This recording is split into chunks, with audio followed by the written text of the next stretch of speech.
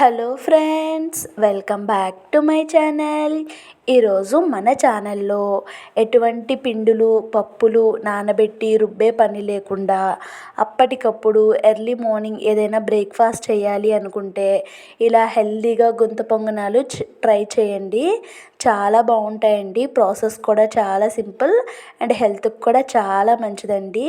మరి గుంత పొంగనాలని ఎలా ప్రిపేర్ చేసుకోవాలో ఈ వీడియోలోకి వెళ్ళి చూసేద్దామండి. అంతకంటే ముందుగా ఫస్ట్ టైం ఛానల్ని వాచ్ చేస్తున్న వాళ్ళు ఛానల్కి సబ్స్క్రైబ్ చేసుకోండి.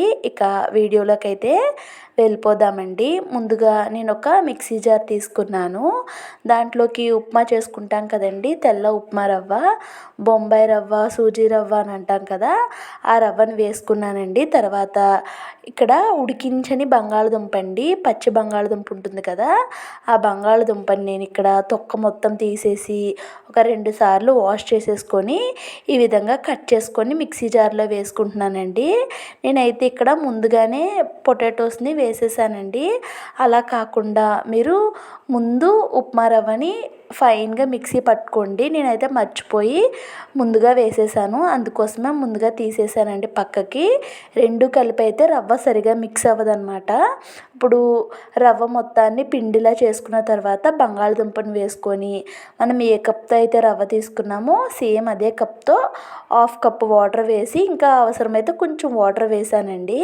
వేసి దాన్ని మెత్తగా ఎక్కడ కూడా పొటాటో అనేది ముక్కల్లా లేకుండా మెత్తగా మిక్సీ చేసుకోవాలి. ఇప్పుడు దీంట్లోకి టేస్ట్కి సరిపడేట్టుగా సాల్టు, ఒక మీడియం సైజులో ఉన్న చిన్న ఉల్లిపాయ, 4 పచ్చిమిర్చి కూడా వేసుకున్నానండి. ఇక్కడ క్యారెట్ని నేను ఇలా చిన్న పీసెస్గా కట్ చేసి వేసుకున్నాను. మీరు అలా కాదు అనుకుంటే తురుముకొనైనా వేసుకోవచ్చండి.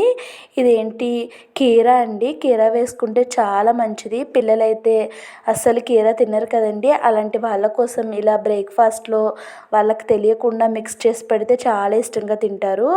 బయట ఎండలు కూడా చాలా ఎక్కువగా ఉన్నాయి కదండి, అలాంటప్పుడు ఇలా కీరాని బ్రేక్ఫాస్ట్లో యాడ్ చేస్తే చాలా మంచిదండి.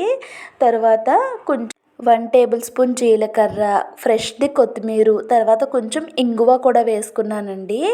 ఇవన్నీ వేసి మొత్తం ఇవన్నీ కలిసే విధంగా ఒకసారి బాగా మిక్స్ చేసేసుకున్నాను. చూడండి, మనకి ఇక్కడ కన్సిస్టెన్సీ అనేది గుంత పొంగనాలు వేసుకోవడానికి వీలుగా ఉంది పిండి. ఈ విధంగా గుంత పొంగనాలు వేసేసుకుందామండి. ఇప్పుడు స్టవ్ వెలిగించి గుంత పొంగనాలు వేసుకునే ప్యాన్ పెట్టుకుంటున్నానండి. ప్యాన్ పెట్టుకొని దీంట్లోకి ఆయిల్ అయితే వేసుకుంటున్నాను. 1 టేబుల్ స్పూన్ ఆయిల్ మొత్తం ఈ గుంతలన్నిటిలో వేసుకొని, మీ దగ్గర ఆయిల్ బ్రష్ ఉంటే ఆయిల్ బ్రష్తో ఆయిల్ మొత్తం గుంతలకి అప్లై చేయండి. నా దగ్గర బ్రష్ లేదు కాబట్టి నేను స్పూన్తో అప్లై చేసుకుంటున్నాను. ఒకవేళ మీ దగ్గర గుంత పొంగనాలు వేసుకునేది లేదు అనుకుంటే మీరు ఇదే బ్యాటర్తో లావుగా ఊతప్పాలు అయినా వేసుకోవచ్చండి. లేదు అనుకుంటే కొంచెం వాటర్ మిక్స్ చేసుకొని పల్చగా దోశల్లా కూడా వేసుకోవచ్చండి, సెట్ దోశల్లాగా. మీకు ఎలా వీలైతే అలా వేసుకోండి. గుంత పొంగనాలకైతే చాలా తక్కువ ఆయిల్ పడుతుందండి, అందుకోసం నేను ఇలా గుంత పొంగనాలు వేసుకుంటున్నాను. ఇప్పుడు మొత్తం అన్నీ వేసిన తర్వాత మూత పెట్టుకోవాలండి. మూత పెట్టుకొని ప్యాన్ని అటు ఇటు తిప్పుకుంటూ కాల్చుకోవాలి. ఎందుకంటే మనకి మధ్యలో హీట్ అనేది ఎక్కువగా ఉంటుందండి. ఆ చివర ఈ చివర పొంగనాలు అనేవి సరిగా కాలవు. అందుకోసం నేను ఇక్కడ ప్యాన్ని అటు ఇటు అడ్జస్ట్ చేసుకుంటూ అయితే కాల్చేసుకున్నానండి. కాసేపటి తర్వాత దాన్ని తీసి చూద్దాము. చూడండి, పర్ఫెక్ట్గా కుక్ అయిపోయి కొంచెం పైకి ఉబ్బునట్టుగా వచ్చాయి కదండి. ఎందుకు అలా ఉబ్బినాయి అంటే మనం ఆలు వేసుకున్నాం కాబట్టి అలా పొంగునట్టుగా వచ్చాయండి. ఇప్పుడు వాటిని ఒక సైడ్ మంచి కలర్ వస్తుంది కదా, ఇంకొక సైడ్కి అయితే టర్న్ చేసుకుంటున్నానండి. చూడండి, చాలా ఈజీగా టర్న్ అయిపోతున్నాయండి. ఇందులో మనం ఎటువంటి పిండులు వేయలేదండి, లైక్ బియ్యం పిండి, గోధుమ పిండి ఇలాంటివి ఏమీ వేయలేదు.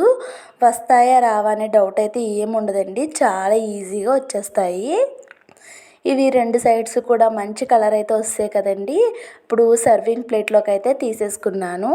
ఇక్కడ ఇదే సేమ్ ప్రాసెస్లో మళ్ళీ కొంచెం ఆయిల్ వేసుకొని ఇంకొంచెం పిండి ఉంటే ఆ పిండితో కూడా నేను ఇక్కడ గుంత పొంగనాలు పెట్టేశానండి. కప్పు బొంబాయి రవ్వకి నాకైతే ఇలా ఇన్నైతే గుంత పొంగనాలు అయినాయండి. ఈ రెసిపీ మరి మీకు ఎలా అనిపించిందో ఖచ్చితంగా కామెంట్స్లో షేర్ చేసుకోండి. చాలా బాగుంటుందండి. ఎర్లీ మార్నింగ్ ఇలా వెజిటేబుల్స్తో పిల్లలకి పెట్టిస్తే చాలా హెల్దీ కదండి. చట్నీ కూడా అవసరం లేదండి, అలానే తినేస్తారు. మరి ఈ వీడియో మీకు ఎలా అనిపించిందో ఖచ్చితంగా కామెంట్స్లో షేర్ చేసుకోండి. వీడియో మీకు నచ్చినట్టయితే వీడియోకి లైక్ చేసి ఛానల్ని సబ్స్క్రైబ్ చేసుకోండి.